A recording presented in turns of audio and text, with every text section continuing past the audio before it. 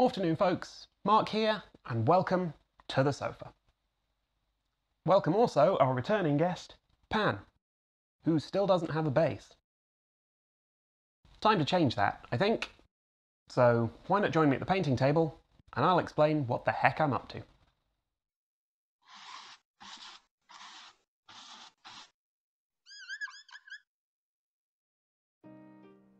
Last time, I ended up doing a lot of base shaping to get the scenic base in position. I managed not to injure myself with the chisel or drill somehow. Does mean though that this time, all I need is the Dremel. My fingers are safe. After a final shaping here and there, I mixed a bunch of the shavings with glue and squidged them around to break up the flat surface.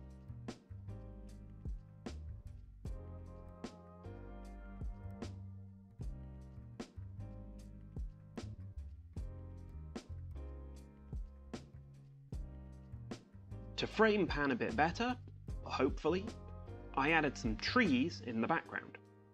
Then I got to sculpting.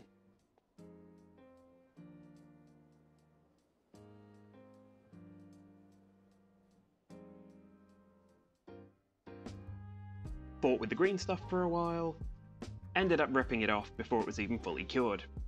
Fun times. Second time around, I was a bit more careful to match the resin piece, this time using mineral oil to stop it sticking to the tools.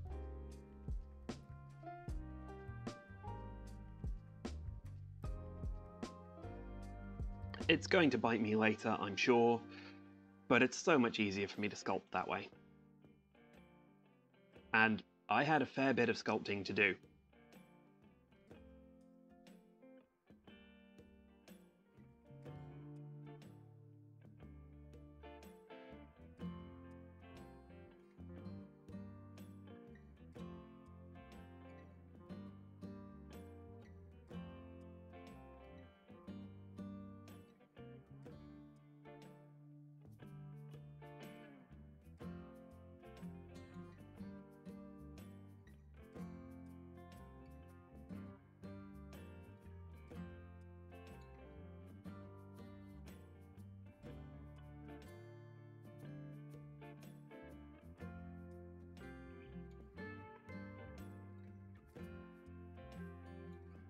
Once again rejecting my first attempt, at sculpting branches this time, I got out some dried roots and let nature do the hard bit for me.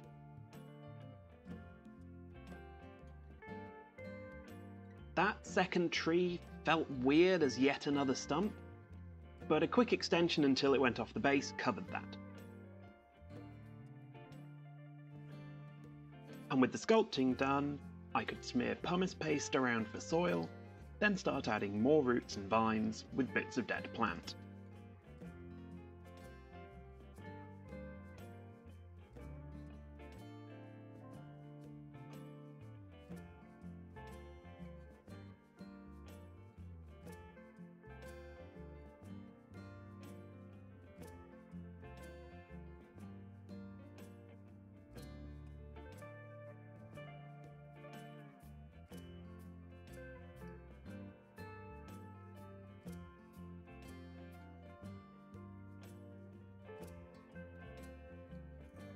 Which makes it time to grab brushes.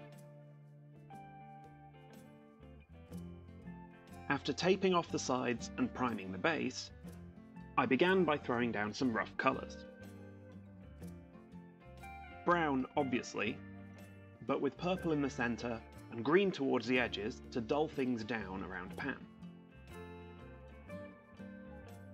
Back and forth, building up what I hoped was a rich palette for the highlights to go over, without ending up cartoonishly vivid.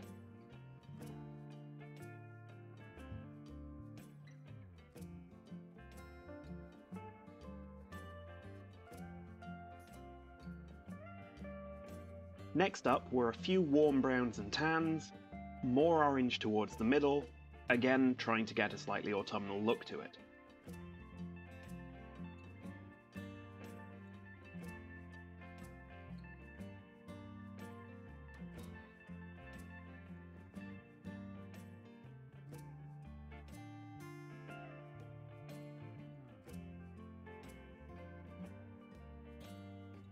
Then I finished that with a few creams and pale browns, knocking it back in the shadows again, and moving on to dark blue mixed up to tan for the odd quick stone.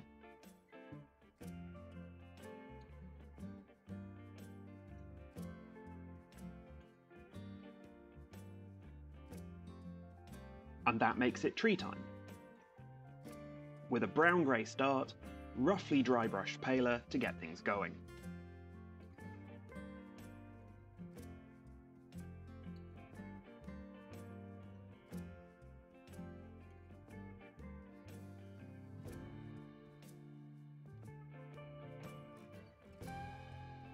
Another round of purple and green hues blended things together and accented the wood shapes.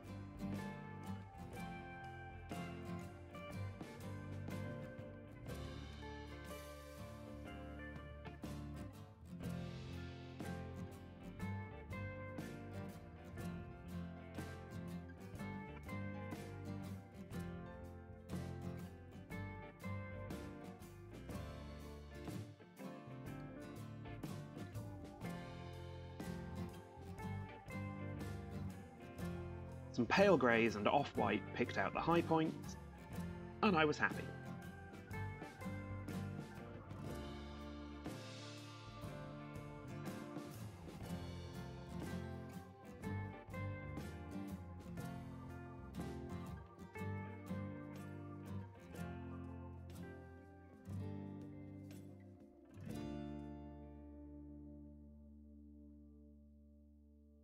Until I realised I had to do the vines. So they got a couple of fairly basic dull green layers and a touch of pinky brown. Just enough to pick them out without driving me mad.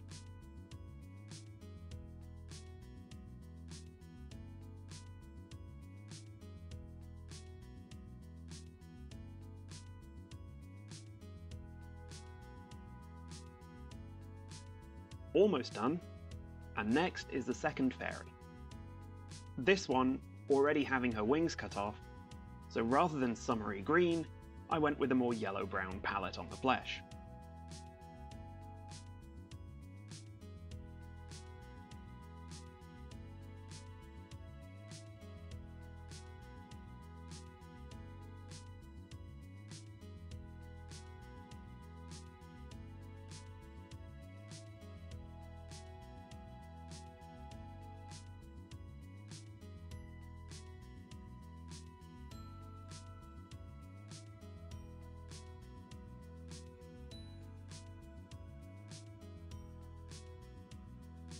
Even carried that through to her wings, which this time I knew how to do. Although, of course, they're not attached to her.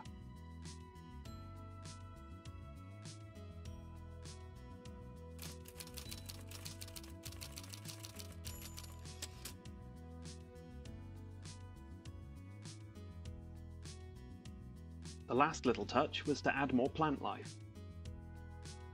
In this case, a few tufts of longer grass in the water edges, and some old-school flock to make moss.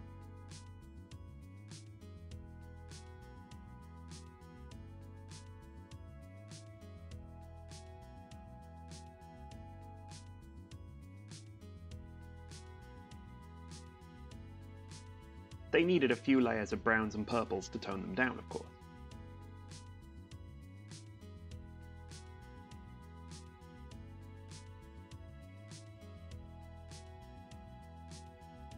I considered adding ivy and leaf litter because I had some lying around, but when I tried laying it on, it didn't feel right.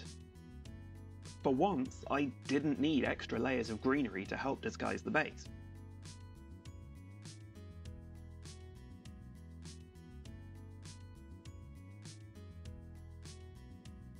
That did mean that I had one last task to deal with, though. The water. And a reflection within it. Because, as people may have noticed by now, I just can't do things the easy way. I was using the layered resin and paint technique that was popular a while back for painting fish, so the first thing I needed was a flat surface. I cut myself a plastic frame to go across the side of the plinth, and tried to seal the edges with UV resin before pouring in some clear 2-part stuff.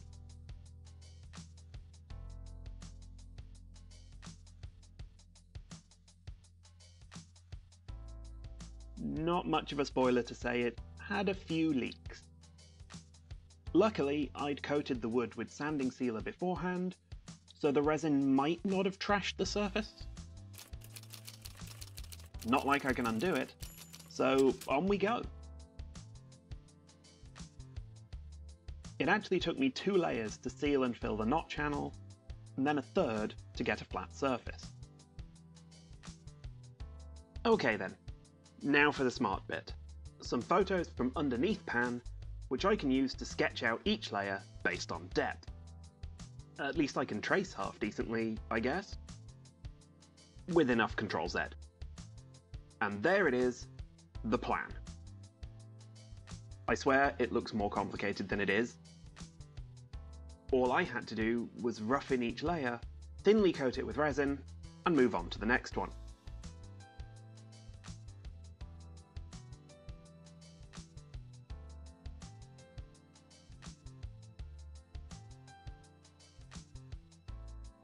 For these detail layers, I was adding the tiniest hint of green-brown to the resin, using Tamiya clear colours, hoping it would add depth without too much distortion.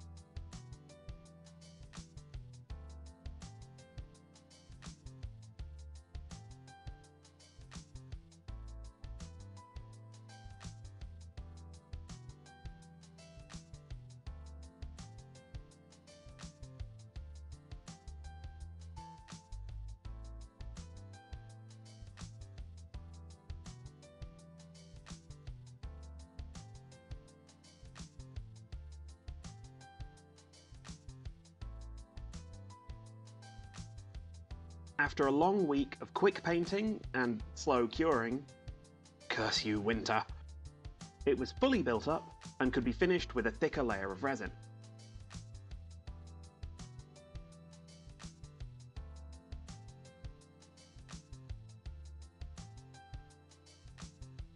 Then some thinned down texture gel gave it a more natural surface and something to stick the severed wings in.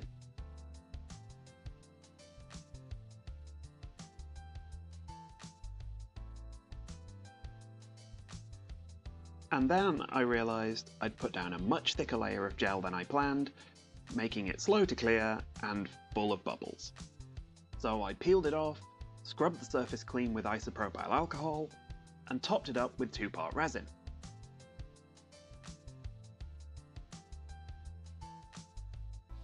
Which now makes it the point where I sand it all down, and we find out if the resin has soaked into the wood and made it look weird.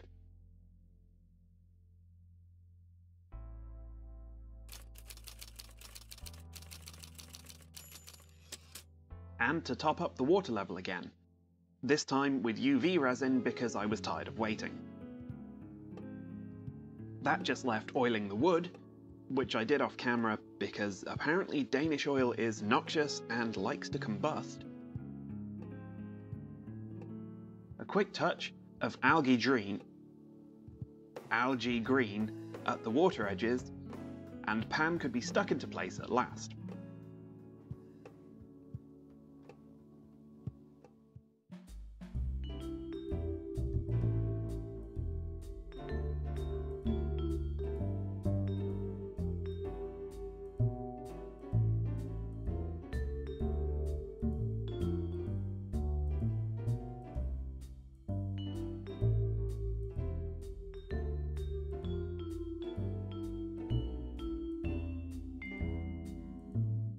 Well, where to start? I made so many basic mistakes with that resin. And I guess, technically, the reflection is at the wrong angle. But who cares, really? Looks okay in the end.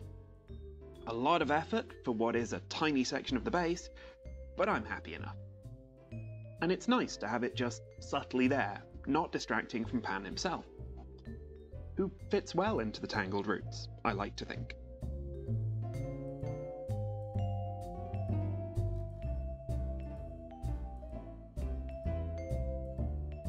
Does it look like Pan is winter, bringing on autumn by cutting off the summer fairy's wings? I don't know. Maybe you have advice though. What would you have done differently? Let me know, and maybe I'll see you next time.